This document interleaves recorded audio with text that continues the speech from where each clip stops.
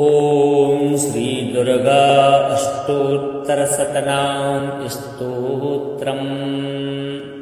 प्रिय भक्तों, माँ भगवती आदि शक्ति भवानी के 108 नामों वाला यह स्तोत्र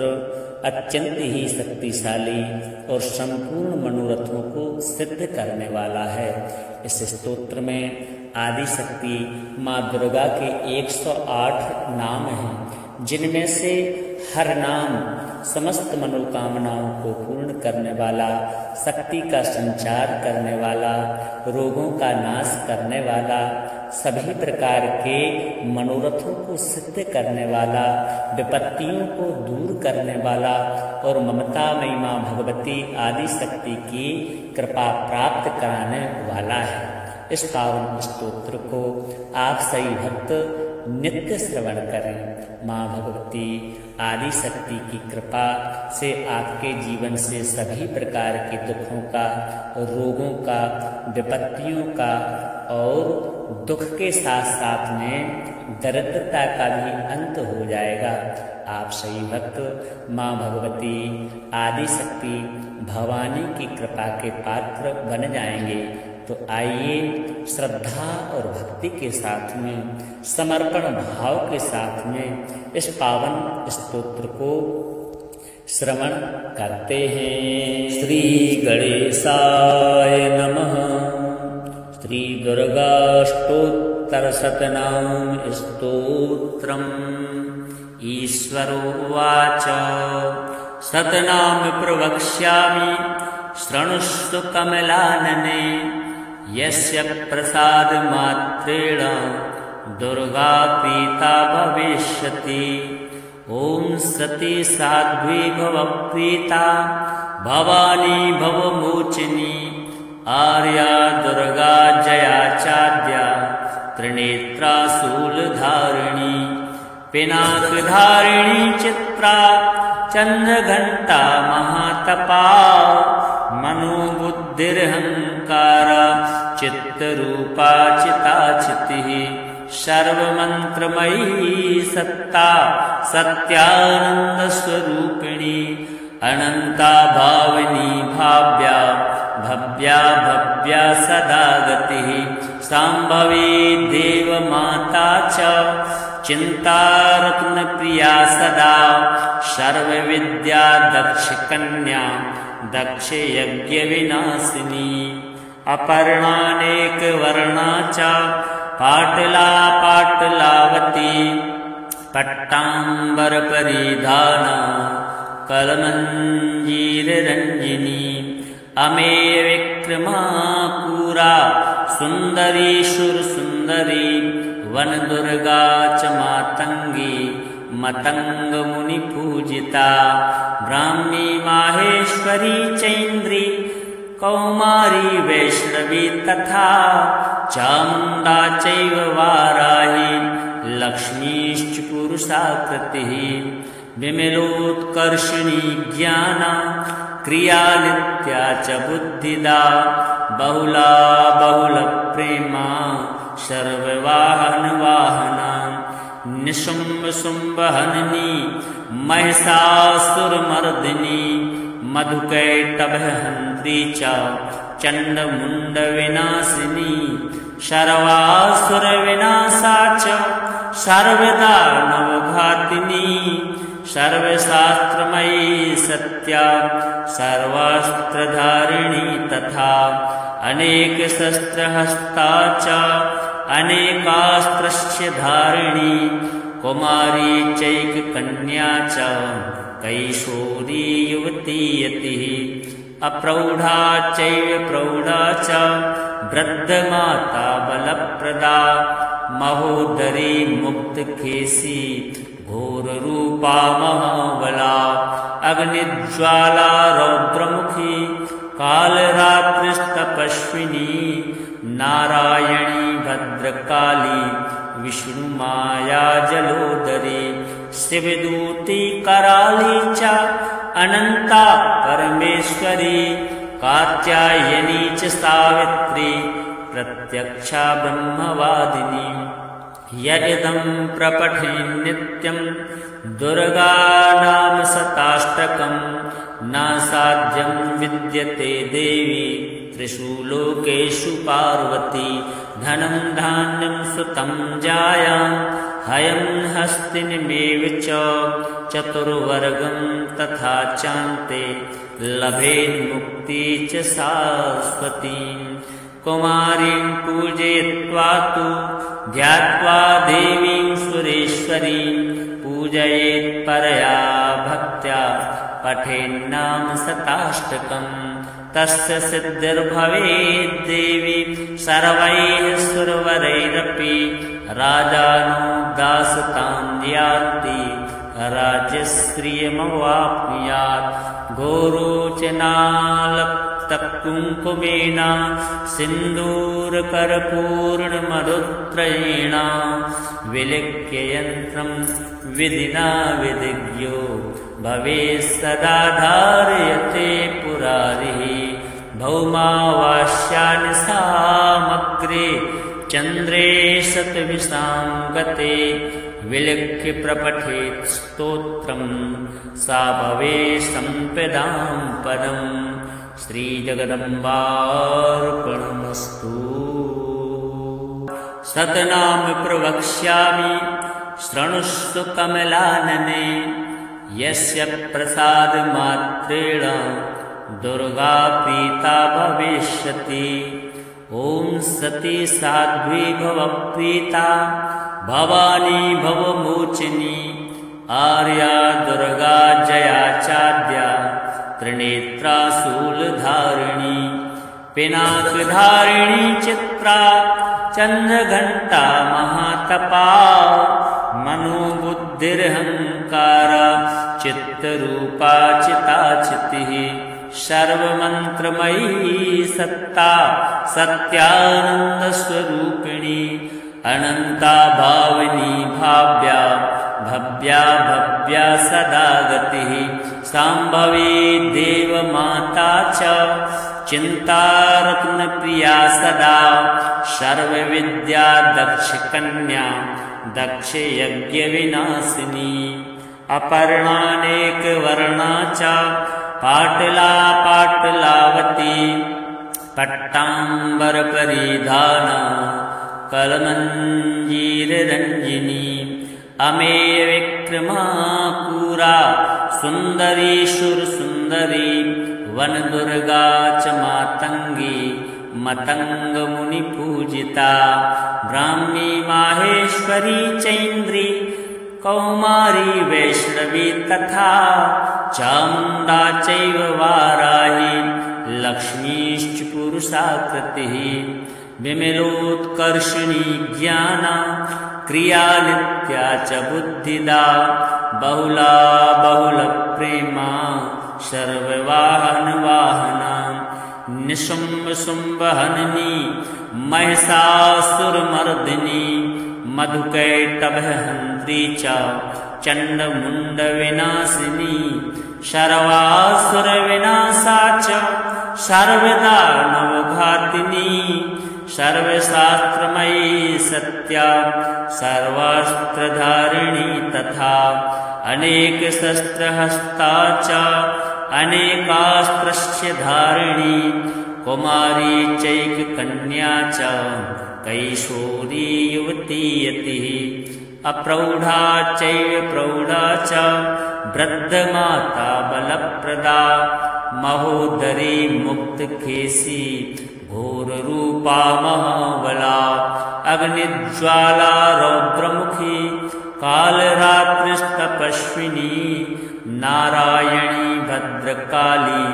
विष्णुमाया जलोदरी शिवदूती कराली च अनंता परमेश्वरी कात्यायनी च सावित्री प्रत्यक्षा ब्रह्मवादिनी यदिदं प्रपठेन् नित्यं दुर्गा नाम शताष्टकं न साध्यं विद्यते देवी त्रिषु लोकेषु पार्वती धनं धान्यं सुतं जायां हयं हस्तिनमेव च चतुर्वर्गं तथा चान्ते लभेन्मुक्ति च शाश्वतीं कुमारीं पूजयित्वा तु ध्यात्वा देवीं सुरेश्वरीं पूजयेत् परया भक्त्या पठेन्नाम शताष्टकम् तस्य सिद्धिर्भवेत् देवी सर्वैः सुरवरैरपि राजानो दासतां याति राज्यश्रियमवाप्नुयात् घोरोचनालप्तकुङ्कुमेन सिन्दूरकर्पूर्णमरुद्रेण विलिख्य यन्त्रं विधिना विधिज्ञो भवेत् सदा धारयते पुरारिः भौमावास्यानि सामग्रे चन्द्रे शतविशाङ्गते विलिख्य प्रपठेत् स्तोत्रं सा भवेत् सम्पदां परम् श्रीजगदम्बार्पणमस्तु। सतनाम प्रवक्ष्यामि शृणुष्व कमलानने यस्य प्रसादमात्रेण दुर्गा प्रीता भविष्यति। ॐ सती साध्वी भव प्रीता भवानी भवमोचिनी आर्या दुर्गा जया चाद्या त्रिनेत्रा शूलधारिणी पिनाकधारिणी चित्रा चन्द्रघण्टा महातपा मनोबुद्धिरहङ्कारा चित्तरूपा चिताचितिः सर्वमन्त्रमयी सत्ता सत्यानन्दस्वरूपिणी अनन्ता भाविनी भाव्या भव्या भव्या सदा गतिः शाम्भवी देवमाता च चिन्तारत्नप्रिया सदा सर्वविद्या दक्षकन्या दक्षयज्ञविनाशिनी अपर्णानेकवर्णा च पाटला पाटलावती पट्टाम्बरपरिधाना कलमञ्जीररञ्जिनी अमेय विक्रमा पुरा सुन्दरी सुरसुन्दरी वनदुर्गा च मातङ्गी मतङ्गमुनिपूजिता ब्राह्मी माहेश्वरी चैन्द्री कौमारी वैष्णवी तथा चामुण्डा चैव वाराही लक्ष्मीश्च पुरुषाकृतिः विमलोत्कर्षिणी ज्ञाना क्रिया नित्या च बुद्धिदा बहुला बहुलप्रेमा सर्ववाहनवाहना निशुम्भशुम्भहननी महिषासुरमर्दिनी मधुकैटभहन्त्री च चण्डमुण्डविनाशिनी सर्वासुरविनाशा च सर्वदानवघातिनी सर्वशास्त्रमयी सत्या सर्वास्त्रधारिणी तथा अनेकशस्त्रहस्ता च अनेकास्त्रस्य धारिणी कुमारी चैककन्या च कैशोरी युवती यतिः अप्रौढा चैव प्रौढा च वृद्धमाता बलप्रदा महोदरी मुक्तकेशी घोररूपा महाबला अग्निज्वाला रौद्रमुखी कालरात्रिस्तपस्विनी नारायणी भद्रकाली विष्णुमाया जलोदरी शिवदूती कराली च अनंता परमेश्वरी कात्यायनी च सावित्री प्रत्यक्षा ब्रह्मवादिनी यदिदं प्रपठे नित्यं दुर्गा नाम शताष्टकं न साध्यं विद्यते देवी त्रिषु लोकेषु पार्वती धनं धान्यं सुतं जायां हयं हस्तिनमेव च चतुर्वर्गं तथा चान्ते लभेन्मुक्ति च शाश्वतीं कुमारीं पूजयित्वा तु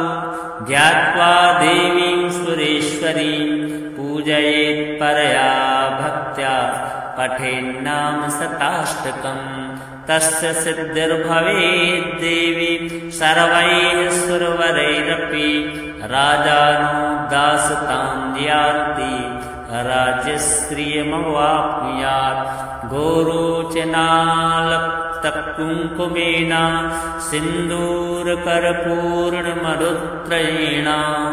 विलिख्य यन्त्रं विधिना विधिज्ञो भवेत् सदा धारयते पुरारिः भौमावास्यानि सामग्रे चन्द्रे शतविशां गते विलिख्य प्रपठेत् स्तोत्रं सा भवेत् सम्पदां पदम् श्रीजगदम्बार्पणमस्तु। सतनाम प्रवक्ष्यामि शृणुष्व कमलानने यस्य प्रसादमात्रेण दुर्गा प्रीता भविष्यति। ॐ सती साध्वी भव प्रीता भवानी भवमोचिनी आर्या दुर्गा जया चाद्या त्रिनेत्रा शूलधारिणी पिनाकधारिणी चित्रा चन्द्रघण्टा महातपा मनोबुद्धिरहङ्कारा चित्तरूपा चिताचितिः सर्वमन्त्रमयी सत्ता सत्यानन्दस्वरूपिणी अनन्ता भाविनी भाव्या भव्या भव्या सदा गतिः शाम्भवी देवमाता च चिन्तारत्नप्रिया सदा सर्वविद्या दक्षकन्या दक्षयज्ञविनाशिनी अपर्णानेकवर्णा च पाटला पाटलावती पट्टाम्बरपरिधाना कलमञ्जीररञ्जिनी अमेय विक्रमा पुरा सुन्दरी सुरसुन्दरी वनदुर्गा च मातङ्गी मतङ्गमुनिपूजिता ब्राह्मी माहेश्वरी चैन्द्री कौमारी वैष्णवी तथा चामुण्डा चैव वाराही लक्ष्मीश्च पुरुषाकृतिः विमलोत्कर्षिणी ज्ञाना क्रिया नित्या च बुद्धिदा बहुला बहुलप्रेमा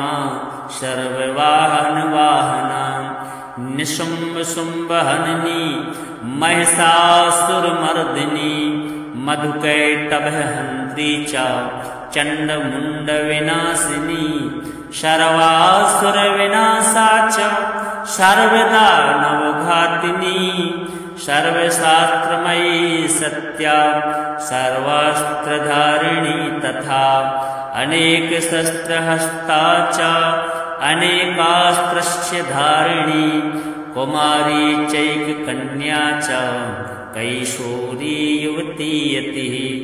अप्रौढा चैव प्रौढा च वृद्धमाता बलप्रदा महोदरी मुक्तकेशी घोररूपा महाबला अग्निज्वाला रौद्रमुखी कालरात्रिस्तपस्विनी नारायणी भद्रकाली विष्णुमाया जलोदरी शिवदूती कराली च अनंता परमेश्वरी कात्यायनी च सावित्री प्रत्यक्षा ब्रह्मवादिनी यदिदं प्रपठे नित्यं दुर्गा नाम शताष्टकं न साध्यं विद्यते देवी त्रिषु लोकेषु पार्वती धनं धान्यं सुतं जायां हयं हस्तिनमेव च चतुर्वर्गं तथा चान्ते लभेन्मुक्ति च शाश्वतीं कुमारीं पूजयित्वा तु ध्यात्वा देवीं सुरेश्वरीं पूजयेत् परया भक्त्या पठेन्नाम शताष्टकम् तस्य सिद्धिर्भवेत् देवी सर्वैः सुरवरैरपि राजानो दासतां यान्ति राज्यश्रियमवाप्नुयात् घोरोचनालक्तकुङ्कुमेन सिन्दूरकर्पूर्णमरुत्रयेण विलिख्य यन्त्रं विधिना विधिज्ञो भवेत् सदा धारयते पुरारिः भौमावास्यानि सामग्रे चन्द्रे शतविशाङ्गते विलिख्य प्रपठेत् स्तोत्रं सा भवेत् सम्पदां पदम् श्रीजगदम्बार्पणमस्तु। सतनाम प्रवक्ष्यामि शृणुष्व कमलानने यस्य प्रसादमात्रेण दुर्गा प्रीता भविष्यति। ॐ सती साध्वी भव प्रीता भवानी भवमोचिनी आर्या दुर्गा जया चाद्या त्रिनेत्रा शूलधारिणी पिनाकधारिणी चित्रा चन्द्रघण्टा महातपा मनोबुद्धिरहङ्कारा चित्तरूपा चिताचितिः सर्वमन्त्रमयी सत्ता सत्यानन्दस्वरूपिणी अनन्ता भाविनी भाव्या भव्या भव्या सदा गतिः शाम्भवी देवमाता च चिन्तारत्नप्रिया सदा सर्वविद्या दक्षकन्या दक्षयज्ञविनाशिनी अपर्णानेकवर्णा च पाटला पाटलावती पट्टाम्बरपरिधाना कलमञ्जीररञ्जिनी अमेय विक्रमा पुरा सुन्दरी सुरसुन्दरी वनदुर्गा च मातङ्गी मतङ्गमुनिपूजिता ब्राह्मी माहेश्वरी चैन्द्री कौमारी वैष्णवी तथा चामुण्डा चैव वाराही लक्ष्मीश्च पुरुषाकृतिः विमलोत्कर्षिणी ज्ञाना क्रियानित्या च बुद्धिदा बहुला बहुलप्रेमा सर्ववाहनवाहना निशुम्भशुम्भहननी महिषासुरमर्दिनी मधुकैटभहन्त्री च चण्डमुण्डविनाशिनी सर्वासुरविनाशा च सर्वदानवघातिनी सर्वशास्त्रमयी सत्या सर्वास्त्रधारिणी तथा अनेकशस्त्रहस्ता च अनेकास्त्रस्य धारिणी कुमारी चैककन्या च कैशोरी युवती यतिः अप्रौढा चैव प्रौढा च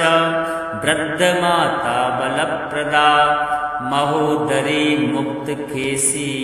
घोररूपा महाबला अग्निज्वाला रौद्रमुखी कालरात्रिस्तपस्विनी नारायणी भद्रकाली विष्णुमाया जलोदरी शिवदूती कराली च अनंता परमेश्वरी कात्यायनी च सावित्री प्रत्यक्षा ब्रह्मवादिनी यदिदं प्रपठे नित्यं दुर्गा नाम शताष्टकं न साध्यं विद्यते देवी त्रिषु लोकेषु पार्वती धनं धान्यं सुतं जायां हयं हस्तिनमेव च चतुर्वर्गं तथा चान्ते लभेन्मुक्ति च शाश्वतीं कुमारीं पूजयित्वा तु ध्यात्वा देवीं सुरेश्वरीं पूजयेत् परया भक्त्या पठेन्नाम शताष्टकं तस्य सिद्धिर्भवेत् देवी सर्वैः सुरवरैरपि राजानो दासतां याति राज्यश्रियमवाप्नुयात् घोरोचनालक्तकुङ्कुमेन सिन्दूरकर्पूर्णमरुत्रयेण विलिख्य यन्त्रं विधिना विधिज्ञो भवेत् सदा धारयते पुरारिः भौमावास्यानि सामग्रे चन्द्रे शतविशां गते विलिख्य प्रपठेत् स्तोत्रं सा भवेत् सम्पदां पदम्। श्रीजगदम्बार्पणमस्तु। सतनाम प्रवक्ष्यामि शृणुष्व कमलानने यस्य प्रसादमात्रेण दुर्गा प्रीता भविष्यति। ॐ सती साध्वी भवप्रीता भवानी भवमोचिनी आर्या दुर्गा जया चाद्या त्रिनेत्रा शूलधारिणी पिनाकधारिणी चित्रा चन्द्रघण्टा महातपा मनोबुद्धिरहंकार चित्तरूपा चिताचितिः सर्वमन्त्रमयी सत्ता सत्यानन्दस्वरूपिणी अनन्ता भाविनी भाव्या भव्या भव्या सदा गतिः शाम्भवी देवमाता च चिन्तारत्नप्रिया सदा सर्वविद्या दक्षकन्या दक्षयज्ञविनाशिनी अपर्णानेकवर्णा च पाटला पाटलावती पट्टाम्बरपरिधाना कलमञ्जीररञ्जिनी अमेयविक्रमा पुरा सुन्दरी सुरसुन्दरी वनदुर्गा च मातङ्गी मतङ्गमुनिपूजिता ब्राह्मी माहेश्वरी चैन्द्री कौमारी वैष्णवी तथा चामुण्डा चैव वाराही लक्ष्मीश्च पुरुषाकृतिः विमलोत्कर्षिणी ज्ञाना क्रिया नित्या च बुद्धिदा बहुला बहुलप्रेमा सर्ववाहनवाहना निशुम्भशुम्भहननी महिषासुरमर्दिनी मधुकैटभहन्त्री च चण्डमुण्डविनाशिनी सर्वासुरविनाशा च सर्वदानवघातिनी सर्वशास्त्रमयी सत्या सर्वास्त्रधारिणी तथा अनेकशस्त्रहस्ता च अनेकास्त्रस्य धारिणी कुमारी चैककन्या च कैशोरी युवती यतिः अप्रौढा चैव प्रौढा च वृद्धमाता बलप्रदा महोदरी मुक्तकेशी घोररूपा महाबला अग्निज्वाला रौद्रमुखी कालरात्रिस्तपस्विनी नारायणी भद्रकाली विष्णुमाया जलोदरी शिवदूती कराली च अनंता परमेश्वरी कात्यायनी च सावित्री प्रत्यक्षा ब्रह्मवादिनी यदिदं प्रपठे नित्यं दुर्गा नाम शताष्टकं न साध्यं विद्यते देवी त्रिषु लोकेषु पार्वती धनं धान्यं सुतं जायां हयं हस्तिनमेव च चतुर्वर्गं तथा चान्ते लभेन्मुक्ति च शाश्वतीं कुमारीं पूजयित्वा तु ध्यात्वा देवीं सुरेश्वरीं पूजयेत् परया भक्त्या पठेन्नाम शताष्टकं तस्य सिद्धिर्भवेत् देवी सर्वैः सुरवरैरपि राजानो दासतां याति राज्यश्रियमवाप्नुयात् घोरोचनालक्तकुङ्कुमेन सिन्दूरकर्पूर्णमरुद्रेण विलिख्य यन्त्रं विधिना विधिज्ञो भवेत् सदा धारयते पुरारिः भौमावास्यानि सामग्रे चन्द्रे शतविशां गते विलिख्य प्रपठेत् स्तोत्रं सा भवेत् सम्पदां पदम्। श्रीजगदम्बार्पणमस्तु। सतनाम प्रवक्ष्यामि शृणुष्व कमलानने यस्य प्रसादमात्रेण दुर्गा प्रीता भविष्यति। ॐ सती साध्वी भव प्रीता भवानी भवमोचिनी आर्या दुर्गा जया चाद्या त्रिनेत्रा शूलधारिणी पिनाकधारिणी चित्रा चन्द्रघण्टा महातपा मनोबुद्धिरहङ्कारा चित्तरूपा चिताचितिः सर्वमन्त्रमयी सत्ता सत्यानन्दस्वरूपिणी अनन्ता भाविनी भाव्या भव्या भव्या सदा गतिः शाम्भवी देवमाता च चिन्तारत्नप्रिया सदा सर्वविद्या दक्षकन्या दक्षयज्ञविनाशिनी अपर्णानेकवर्णा च पाटला पाटलावती पट्टाम्बरपरिधाना कलमञ्जीररञ्जिनी अमेयविक्रमा पुरा सुन्दरी सुरसुन्दरी वनदुर्गा च मातङ्गी मतङ्गमुनिपूजिता ब्राह्मी माहेश्वरी चैन्द्री कौमारी वैष्णवी तथा चामुण्डा चैव वाराही लक्ष्मीश्च पुरुषाकृतिः विमलोत्कर्षिणी ज्ञाना क्रिया नित्या च बुद्धिदा बहुला बहुलप्रेमा सर्ववाहनवाहना निशुम्भशुम्भहननी महिषासुरमर्दिनी मधुकैटभहन्त्री च चण्डमुण्डविनाशिनी सर्वासुरविनाशा च सर्वदानवघातिनी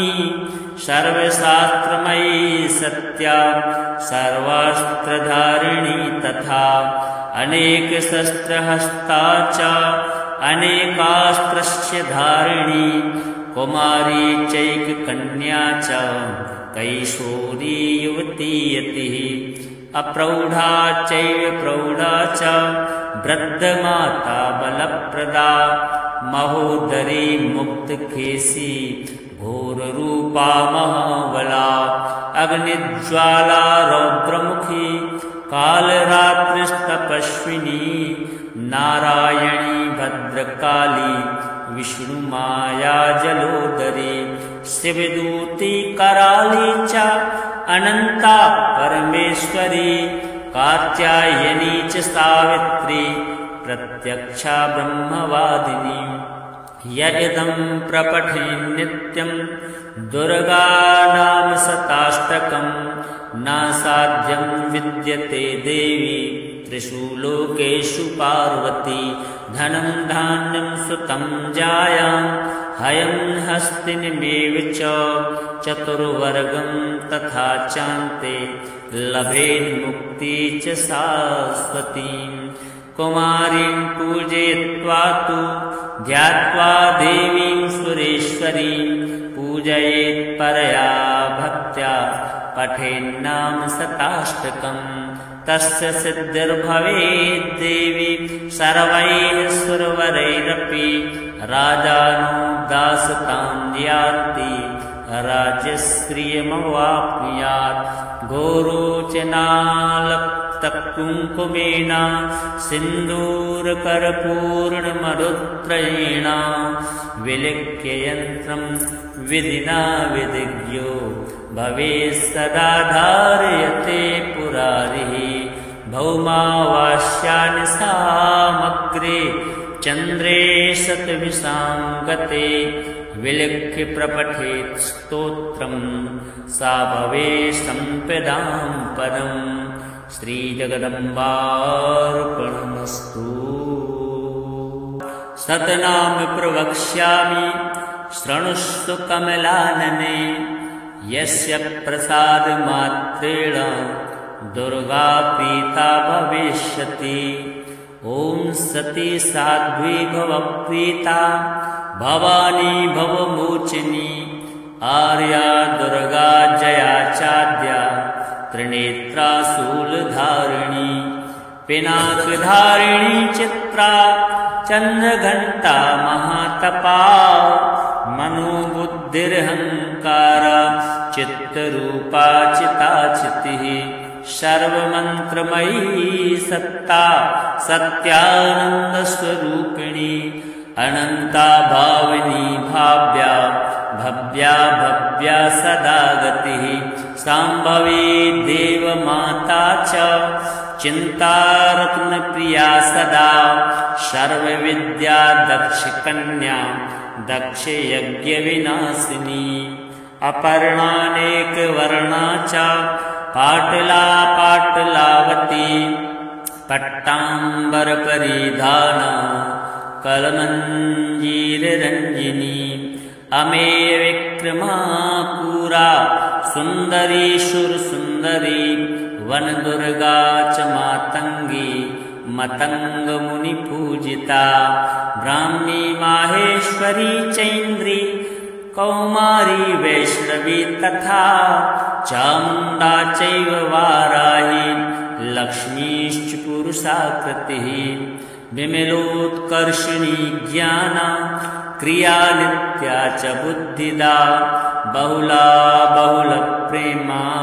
सर्ववाहनवाहना निशुम्भशुम्भहननी महिषासुरमर्दिनी मधुकैटभहन्त्री च चण्डमुण्डविनाशिनी सर्वासुरविनाशा च सर्वदानवघातिनी सर्वशास्त्रमयी सत्या सर्वास्त्रधारिणी तथा अनेकशस्त्रहस्ता च अनेकास्त्रस्य धारिणी कुमारी चैककन्या च कैशोरी युवती यतिः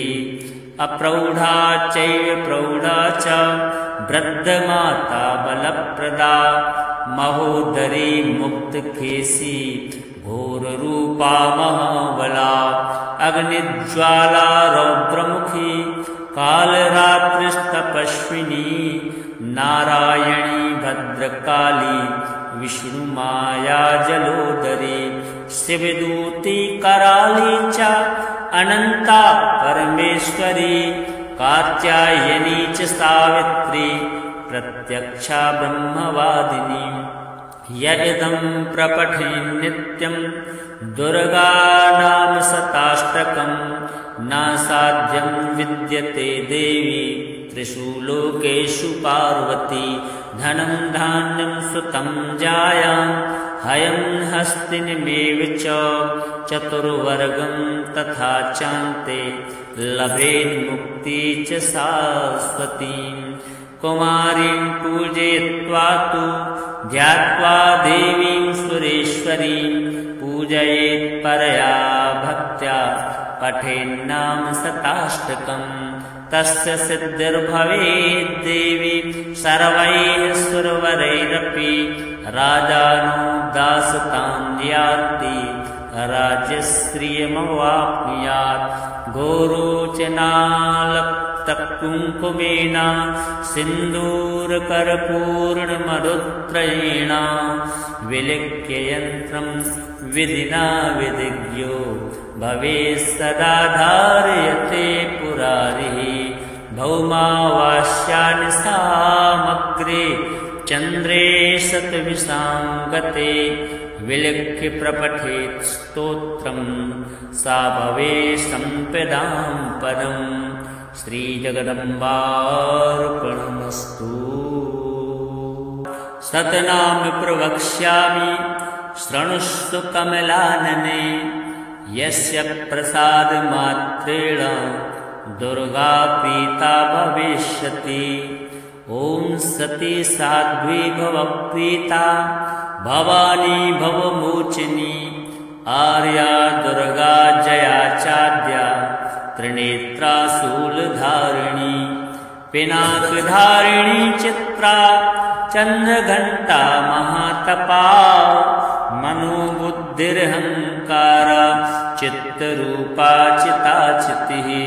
सर्वमंत्रमयी सत्ता सत्यानंदस्वरूपिणी अनंता भाविनी भाव्या भव्या भव्या सदा गतिः सांभवी देवमाता च चिन्तारत्नप्रिया सदा सर्वविद्या दक्षकन्या दक्षयज्ञविनाशिनी अपर्णानेकवर्णा च पाटला पाटलावती पट्टाम्बरपरिधाना कलमञ्जीररञ्जिनी अमेयविक्रमा पुरा सुन्दरी सुरसुन्दरी वनदुर्गा च मातङ्गी मतङ्गमुनिपूजिता ब्राह्मी माहेश्वरी चैन्द्री कौमारी वैष्णवी तथा चामुण्डा चैव वाराही लक्ष्मीश्च पुरुषाकृतिः विमलोत्कर्षिणी ज्ञाना क्रिया नित्या च बुद्धिदा बहुला बहुलप्रेमा सर्ववाहनवाहना निशुम्भशुम्भहननी महिषासुरमर्दिनी मधुकैटभहन्त्री च चण्डमुण्डविनाशिनी सर्वासुरविनाशा च सर्वदानवघातिनी सर्वशास्त्रमयी सत्या सर्वास्त्रधारिणी तथा अनेकशस्त्रहस्ता च अनेकास्त्रस्य धारिणी कुमारी चैककन्या च कैशोरी युवती यतिः अप्रौढा चैव प्रौढा च वृद्धमाता बलप्रदा महोदरी मुक्तकेशी घोररूपा महाबला अग्निज्वाला रौद्रमुखी कालरात्रिस्तपस्विनी नारायणी भद्रकाली विष्णुमाया जलोदरी शिवदूती कराली च अनंता परमेश्वरी कात्यायनी च सावित्री प्रत्यक्षा ब्रह्मवादिनी यदिदं प्रपठे नित्यं दुर्गा नाम शताष्टकं न साध्यं विद्यते देवी त्रिषु लोकेषु पार्वती धनं धान्यं सुतं जायां हयं हस्तिनमेव च चतुर्वर्गं तथा चान्ते लभेन्मुक्ति च शाश्वतीं कुमारीं पूजयित्वा तु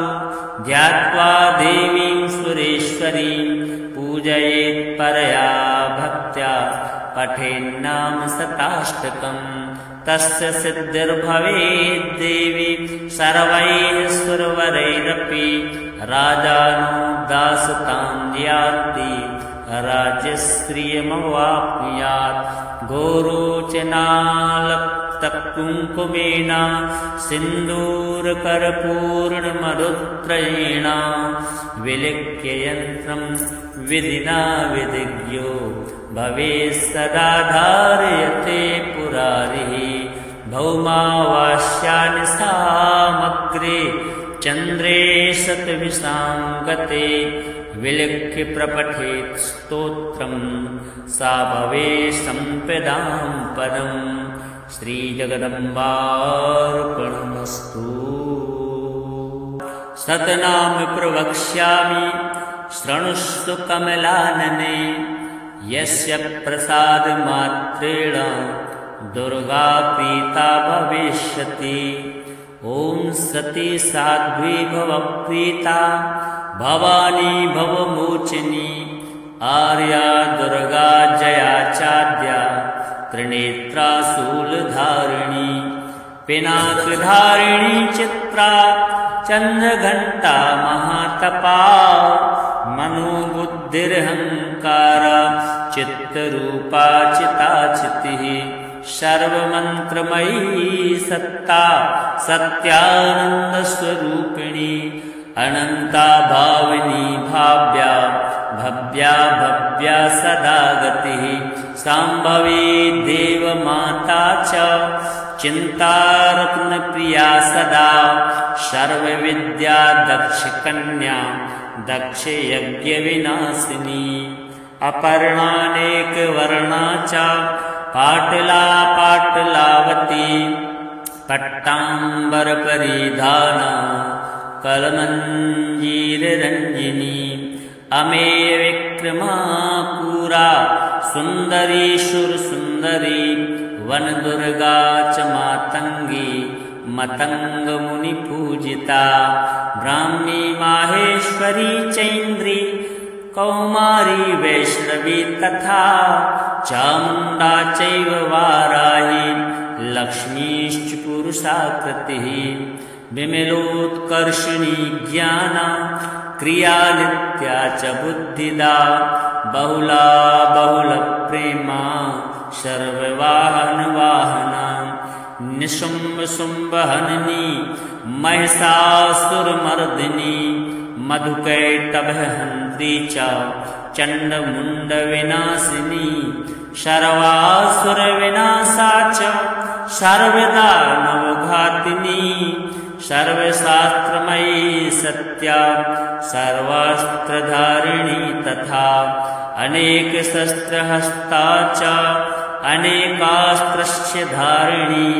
कुमारी चैककन्या च कैशोरी युवती यतिः अप्रौढा चैव प्रौढा च वृद्धमाता बलप्रदा महोदरी मुक्तकेशी घोररूपा महाबला अग्निज्वाला रौद्रमुखी कालरात्रिस्तपस्विनी नारायणी भद्रकाली विष्णुमाया जलोदरी शिवदूती कराली च अनंता परमेश्वरी कात्यायनी च सावित्री प्रत्यक्षा ब्रह्मवादिनी यदिदं प्रपठे नित्यं दुर्गा नाम शताष्टकं न साध्यं विद्यते देवी त्रिषु लोकेषु पार्वती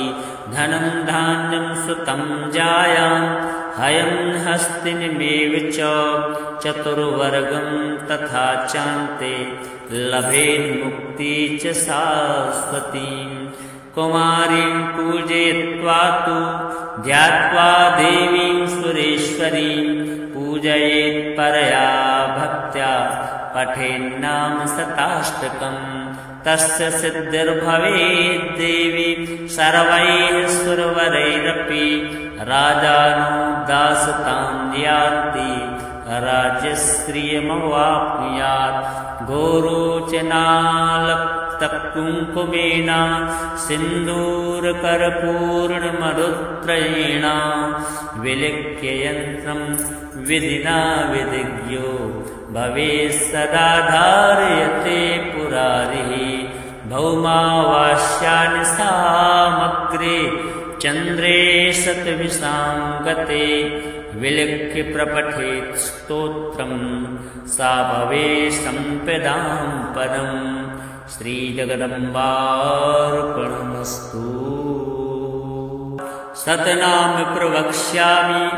शृणुष्व कमलानने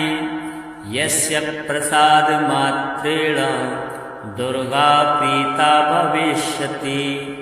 ॐ सती साध्वी भव प्रीता भवानी भवमोचिनी आर्या दुर्गा जया चाद्या त्रिनेत्रा शूलधारिणी पिनाकधारिणी चित्रा चन्द्रघण्टा महातपा मनोबुद्धिरहङ्कार चित्तरूपा चिताचितिः सर्वमन्त्रमयी सत्ता सत्यानन्दस्वरूपिणी अनन्ता भाविनी भाव्या भव्या भव्या सदा गतिः शाम्भवी देवमाता च चिन्तारत्नप्रिया सदा सर्वविद्या दक्षकन्या दक्षयज्ञविनाशिनी अपर्णानेकवर्णा च पाटला पाटलावती पट्टाम्बरपरिधाना कलमञ्जीररञ्जिनी अमेय विक्रमा पुरा सुन्दरी शुरसुन्दरी वनदुर्गा च मातङ्गी मतङ्गमुनिपूजिता ब्राह्मी माहेश्वरी चैन्द्री कौमारी वैष्णवी तथा चामुण्डा चैव वाराही लक्ष्मीश्च पुरुषाकृतिः विमलोत्कर्षिणी ज्ञाना क्रिया नित्या च बुद्धिदा बहुला बहुलप्रेमा सर्ववाहनवाहना निशुम्भशुम्भहननी महिषासुरमर्दिनी मधुकैटभहन्त्री च चण्डमुण्डविनाशिनी सर्वासुरविनाशा च सर्वदानवघातिनी सर्वशास्त्रमयी सत्या सर्वास्त्रधारिणी तथा अनेकशस्त्रहस्ता च अनेकास्त्रस्य धारिणी कुमारी चैककन्या च